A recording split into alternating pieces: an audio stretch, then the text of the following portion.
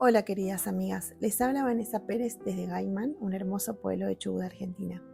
Estoy casada hace 18 años con Germán y juntos tuvimos a nuestros hijos Felipe de 14 y Faustino de 10 años. Quisiera que hoy me acompañen a descubrir lo que Dios tiene para decirnos a través de la lectura de Mateo 27 del 62 al 66, porque unos minutos con Dios cambian la mente y el corazón. Dice así su palabra. Al día siguiente, que es después de la preparación, se reunieron los principales sacerdotes y los fariseos ante Pilato diciendo: Señor, nos acordamos que aquel engañador dijo, viviendo aún, después de 3 días resucitaré.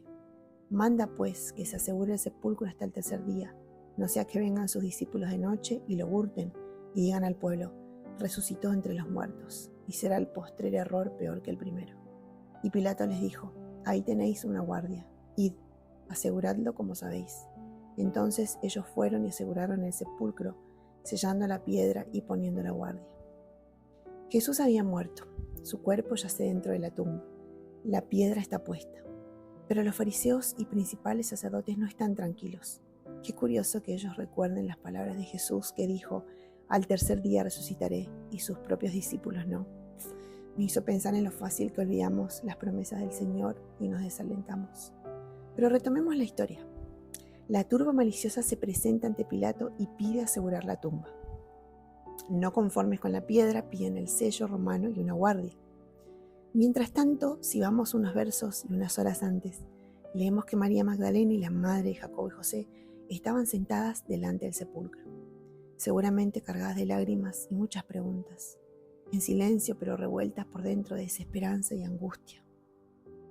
No solamente esas mujeres, creo que vos y yo en algún momento nos sentamos delante de sepulcros, delante de eso que parece definitivo en nuestras vidas, con esas 3 barreras que nos dicen: se terminó, se acabó, no se puede hacer más nada, lo perdiste, se fue.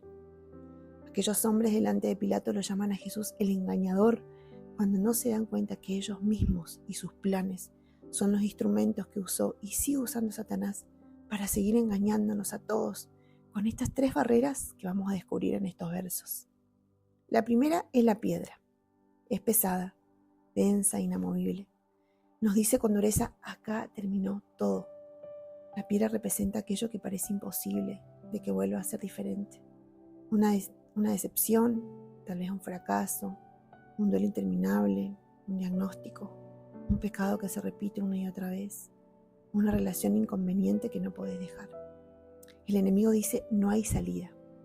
Ahora, curiosamente vemos que unos versos más adelante Mateo relata que un ángel vino, removió la piedra y se sentó sobre ella. Pero si Jesús ya había resucitado y sabemos que traspasó esa misma piedra, ¿por qué removerla? Porque sabés, Dios quiere que entendamos que la victoria es suya. Esa piedra en tu vida no es un obstáculo para Dios. Para Él no es pesada ni imposible de quitarla. Dios sigue removiendo piedras en cada una de nuestras vidas. Aunque algunas sean humanamente imposibles de mover, si ponemos nuestra confianza en Él y en sus fuerzas, Él puede hacerlo por nosotros. Ahora, ¿qué del sello? Los romanos tenían una práctica muy conocida.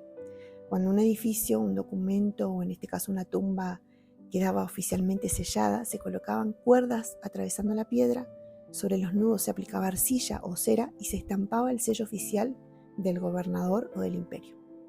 Romper ese sello equivalía a desafiar la autoridad romana. Era un delito gravísimo, porque ese sello representaba autoridad, propiedad, prohibición absoluta. Era como decir: nadie puede abrir esto. Cuando Mateo le dice a los principales: aseguradlo como sabéis, esa expresión griega ahí, ¿no? Asfalizo significa hacer completamente seguro algo. Bueno, de ahí viene nuestra palabra falto, a lo que es firme, estable, que no se mueve, donde nada cambia. Sin embargo, ese sello del enemigo fue roto. Pero hay un sello, una autoridad que es indestructible, y ese es el sello del Espíritu Santo. Esa marca que nos habla de pertenencia, protección, garantía, como nos recuerda Pablo, ¿no? Ahí en Efesios capítulo 1 del 13 al 14. ¿Qué diferencia con el endeble sello romano? Ahora te pregunto, ¿vivís marcada por tus fracasos o como alguien que tiene la llenura del Espíritu Santo? ¿Qué etiqueta seguís creyendo aunque Dios ya te dio una nueva identidad? Porque el enemigo quiere sellar nuestra vida y sentenciarnos con etiquetas.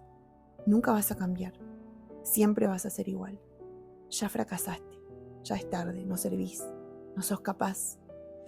Pero el único sello que tenemos es el del Espíritu Santo, ese que nos da la garantía de que somos hijos de Dios y que podemos vivir en la nueva y eterna vida que ya nos dio ahora y para siempre. Finalmente tenemos la barrera de la guardia. ¿Cuántos soldados eran? Bueno, tal vez entre 4 a 16 soldados, ¿no? Pero esto dependía mucho del tipo de la guardia. Ellos estaban entrenados para custodiar con riesgo de muerte. Dormirse podía costarles la ejecución. La piedra y el sello vemos que son objetos, pero la guardia está viva, son personas. La guardia vigila, intimida, desalienta. El enemigo pone guardias porque no le alcanza con cerrar la tumba. Quiere que nadie se acerque a ver que Dios todavía puede obrar. ¿Qué guardias custodian tu corazón? ¿Qué voces quieren convencerte de que ya no vale la pena intentarlo? ¿Qué mentira sigue llevándote a una tumba que Dios ya dejó vacía? Los guardias del miedo, la culpa tal vez, la vergüenza, el desánimo, la ansiedad, la opinión de los demás. La piedra y el sello impedían salir, pero la guardia impide entrar. Qué interesante. El enemigo hace eso. No solo retener la decisión final sobre la vida, sino impedir que descubramos el poder de la resurrección que opera en los hijos de Dios. Me pregunto de nuevo y te pregunto, amiga mía, ¿qué sepulcro tenés frente a tus ojos? ¿Qué hay dentro de esa tumba frente a la cual estás sentada? ¿Sabes? El sepulcro descubre nuestra visión de Dios. Y esto desafía constantemente nuestra fe. Si dentro del sepulcro hay una persona que amamos, o nosotros mismos nos enfrentamos cara a cara con la muerte, el enemigo siempre va a intentar engañarnos con tener la última palabra, aunque sepamos que Cristo tiene en sus manos el poder de la vida, la muerte y la esperanza de la resurrección. Pero creo que la batalla espiritual del enemigo de nuestras almas, que es más poderosa, no es llevarnos de continuo frente a sepulcros para asegurarse la muerte de nuestra identidad y propósito ahora, de nuestros sueños, de nuestras relaciones, de truncar nuestro caminar con Cristo todas las veces que sean posibles. Los fariseos y sacerdotes tenían miedo que los discípulos roben el cuerpo de Jesús. Entonces hacen estas 3 cosas: ponen la piedra, el sello y la guardia. Pero cuanto más seguridad pusieron, más evidente quedó el poder de Dios. La tumba así, cerrada, sellada, vigilada, aún así quedó vacía. Porque cuando Dios decide traer vida, no existe piedra suficientemente pesada, no existe sello suficientemente fuerte, no existe guardia suficientemente preparada. Ánimo, amiga, que Dios te bendiga y aliente sabiendo que Él siempre tiene la última palabra para aquello que parece definitivamente sellado. La tumba vacía no solo es el fundamento de nuestra fe porque Jesús resucitó, sino también la seguridad que no hay barreras cuando se trata del poder de Dios obrando en nuestras vidas.